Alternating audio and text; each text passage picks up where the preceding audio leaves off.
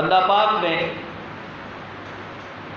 بڑی ہی عظمتوں والا، بڑی ہی برکتوں والا، بڑی ہی شان والا، بڑے ہی مقام والا، بڑی ہی عزتوں والا، بڑی ہی شان و شوکت والا مہینہ رمضان کا عطا فرمایا ہے۔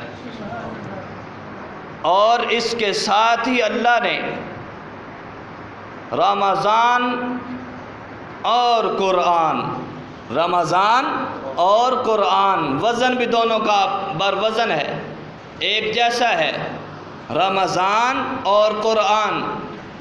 بعض علماء نے تو یہ کہا کہ رمضان بھی اللہ کے ناموں میں سے ایک نام ہے۔ کس کے ناموں میں سے؟ اللہ کے ناموں میں سے ایک نام ہے، جیسے رحمان، جیسے رحمان، رمضان، یہ اللہ کے ناموں میں سے ایک نام رمضان بھی ہے۔ جس نے رمضان کی عزت کی اس نے اللہ کی عزت کی، جس نے رمضان کی قدر کی اس نے اللہ کی قدر کی، جس نے رمضان کے مہینے کا ادب کیا اس نے اللہ کا ادب کیا۔ جو رمضان کا ادب کرے گا، اللہ کا ادب کرے گا، وہ جنت میں جائے گا۔ کہاں جائے گا؟ جنت میں جائے گا۔ اس لیے مسلمانوں، 484 والوں، اللہ نے یہ جو مہینہ ہمیں عطا فرمایا ہے، بڑے ہی برکتوں والا، بڑے ہی رحمتوں والا، بڑے ہی شان والا، بڑے ہی مقام والا، یہ مہینہ بار بار ملتا نہیں ہے، قسمت والوں کو ملتا ہے، قسمت والوں کو ملتا ہے، جو تقدیر والوں کو ملتا ہے۔ اس لیے اس کی قدر کر لو، اس کی قدر کر لو۔ نعمت کی قدر اس وقت ہوتی ہے جب نعمت نہیں رہتی۔